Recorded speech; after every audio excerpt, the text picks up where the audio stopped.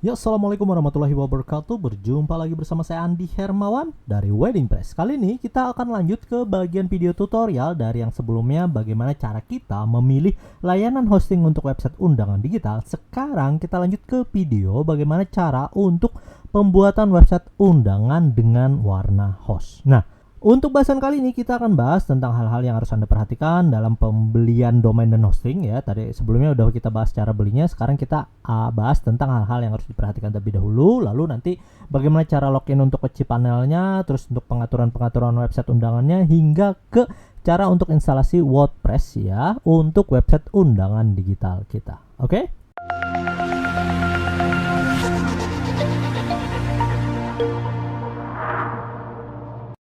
Ketika kita sudah tonton video sebelumnya khusus untuk cara pembelian ya bagian domain dan hosting untuk website undangan digital, sekarang kita masuk ke bagian cara untuk pembuatan website undangan digitalnya. Nah, di bagian warna host ini kita akan melihat di bagian halaman dashboardnya. Ini adalah dashboard dengan layanan aktif yang kita miliki. Di bagian sini kan ada layanan, kita sudah beli bagian layanan kita, dan ini ada domain, ini juga sudah domain khusus untuk domain yang sudah kita lakukan sebelumnya. Oke, nanti kalau untuk cek bagian layanannya, kita tinggal klik aja di bagian sini, bagian layanannya, lalu kita tinggal cek ya dia pakai paket yang mana, bisa aja di bagian sini, atau nanti kita bisa lihat aja di bagian sini. Ini adalah billing overview untuk pembeliannya, nanti tanggal pendaftarannya kapan, biaya selanjutnya, dan tagihannya kapan. Nah, kita bisa lihat di bagian sini, ini domainnya. Nah, ini lalu konfigurasi.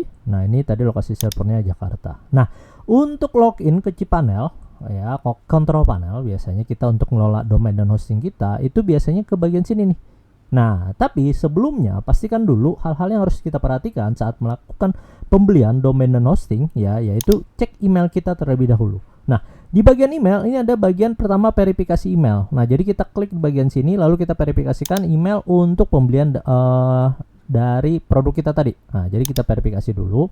Lalu untuk di bagian sini ada data hosting. Nah, jadi walaupun kita bisa login ya di bagian dashboard, misalnya bagian sini, lalu kita klik ke bagian layanan, terus kita login tadi di bagian cPanelnya. Nah, itu bisa saja kita lakukan ya. Misalnya bagian sini tadi, kita kembali ke bagian sini, ini akan mengarah ke cPanel secara langsung. Tapi di bagian sini ada hosting untuk link ya cPanelnya. Jadi Anda bisa lihat di bagian sini, dan juga informasi login user, ada dua. Dan satu lagi untuk domain, pastikan kita memverifikasi. Jadi ketika kita terima emailnya di bagian sini, kita verifikasi domain yang kita berikan ya. Nah, jadi kita tinggal klik aja, lalu kita arahkan, nanti isikan dengan datanya. Nah, karena ketika 15 hari sejak belum diverifikasi, maka domain akan disuspend dan tidak bisa kita gunakan. Oke. Nah, jadi pastikan Anda melakukan verifikasi dari domain yang sudah kita beli sebelumnya. Kalau tidak menerima email yang seperti ini, cek lagi di bagian folder spam ya, khusus untuk email yang Anda gunakan saat melakukan pembeliannya. Oke. Nah, jadi itu hal-hal yang harus kita perhatikan ya. Jadi simpan aja data-data penting yang sudah kita terima di bagian email kita. Dan juga pastikan kita mengganti bagian password cPanel ya, dan juga password yang lain ya, supaya nanti lebih aman. Oke. Nah, selanjutnya untuk persiapannya, tadi kita bisa aja login lalu cPanel yang sudah dikirimkan di bagian email. Kita juga bisa langsung ke bagian sini, login cPanel. Kita klik. Nah, nanti akan diarahkan yang seperti ini ya. Ini kita skip aja dulu. Nah, pertama-tama yang harus kita perhatikan ya, bagian sini ini close saja, ini deny, kita close. Nah, yang harus kita perhatikan tadi ini adalah current web kita, terus ini adalah primary domain. Primary domain ini adalah domain utama kita ya. Jadi bagian sini ini adalah domain dari website yang akan kita pakai. Nah, ini masih kosong nih ya, belum kita isi apa-apaan ya. Nah, jadi kita tinggal cek aja lagi disk usage kita, jatahnya adalah 5 GB, kita baru pakai 2,24 MB. Nah, jadi kita bisa lihat pada bagian situ, dan juga nanti ini CPU usage-nya 100%, memorinya itu 1 GB. Nah, jadi kita bisa lihat di bagian sini. Oke. Nah, selanjutnya kita lihat di bagian SSL. Nah, di bagian sini ada SSL, kita ambil SSL status.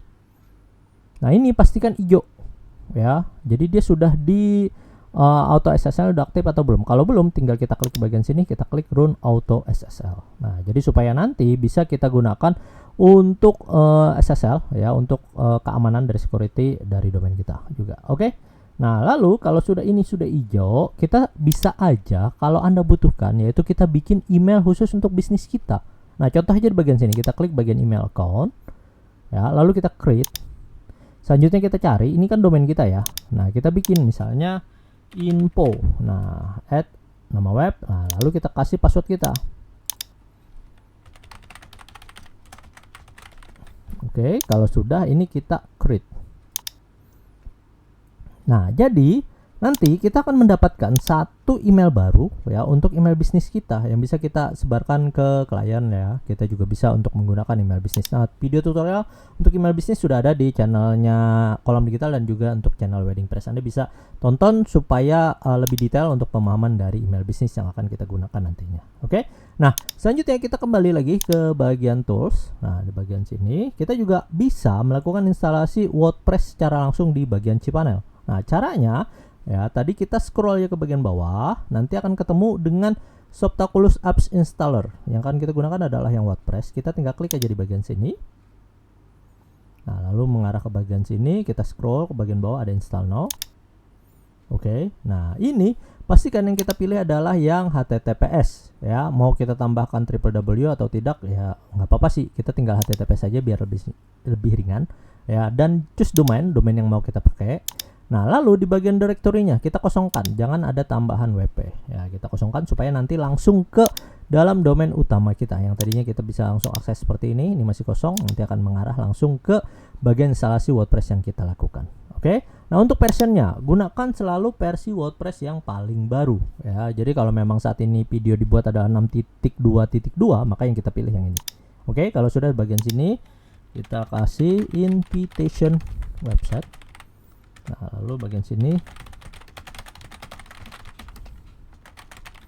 nah kita pilih enable multiset atau enggak. Ini biarkan saja, nggak usah diconteng. Ini kasih nama dengan yang sesuai dengan yang Anda mau pakai ya. Dan juga pastikan jangan admin dan lain sebagainya. Nah, jadi kita bisa sesuaikan. Misalnya di bagian sini invwebs ya, kita kasih passwordnya sesuaikan dengan yang Anda pakai. Emailnya juga Anda pakai dengan email yang Anda gunakan ya. Jadi nggak usah kita pakai yang ini, ganti dengan email yang memang Anda gunakan. Oke. Lalu ke bagian bawah ini kita ganti dengan file manager, kita conteng. Classic editor juga kita conteng, dan di bagian sini limit login kita conteng. Oke. Selanjutnya kita ke bagian add page, ini kita kasih nama npwebs, ini kan db-nya. Nah, lalu di bagian sini ini tabel berarti tb. Nah, kita kasih ya supaya tidak nanti kita enak ngingetnya gitu ya. Ini database-nya, ini tabelnya. Nah, ini di bagian sini jangan diconteng, biar aja. Nanti di bagian sini ini abaikan saja juga. Lalu di bagian sini backup, default, otomatis backup, kita backup misalnya 1 kali sehari atau nanti seminggu atau per bulan. Nah, tinggal Anda atur ya. Pastikan Anda selalu melakukan backup dari data kita. Tapi jangan juga backupnya disimpan di server ini ya, karena kalau ketika servernya down dan lain sebagainya ya, rusak dan lain sebagainya misalnya seperti itu, tapi kita nyimpan datanya ya di server ini ya sama juga bohong gitu. Nah, cuman nanti ketika sudah lakukan backup ya kita nanti ambil aja backupnya, kita pindahkan ke tempat yang lain seperti Google Drive ataukah nanti ke bagian folder komputer kita. Nah, ini bagian sini saya ambil yang 1 minggu aja ya, karena ini bagian sini ya kita pilih yang 1 minggu. Tapi kalau memang intens ada banyak sekali, nanti datanya bisa aja untuk yang per hari ya, kita ambil per minggu. Lalu kita klik bagian sini, kita kasih nanti password kita, dan kita sudah lakukan ini email ya, maksudnya isikan dengan email kita supaya nanti ada notif instalasi. Kalau sudah kita klik install. Oke. Nah, ini adalah proses dari instalasi WordPress-nya. Kita tunggu dulu ya, jangan pindah ke bagian tab yang lain. Tunggu sampai bagian ini prosesnya selesai. Nah, sudah selesai ya. Ini kita tadi seperti ini tampilannya, kita coba refresh. Nah, dia langsung masuk ke bagian WordPress-nya ya. Untuk loginnya kita juga bisa lagi ke bagian sini administrative URL, kita klik. Nah, jadi dia akan diarahkan langsung ke bagian login khusus untuk web kita.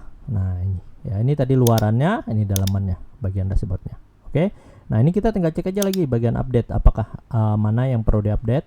Lalu kita ke bagian tab plugin, mana yang nanti perlu diupdate dan kita atur. Nah, itu nanti akan kita bahas di bagian video selanjutnya ya, bagaimana cara untuk melakukan persiapan dari website undangan digital kita. Yang terpenting Anda sudah tahu bagaimana cara untuk pembuatan website undangan. Yang kalau sudah, silakan Anda praktekkan. Semoga videonya bermanfaat. Saya Andi Hermawan dari Wedding Press.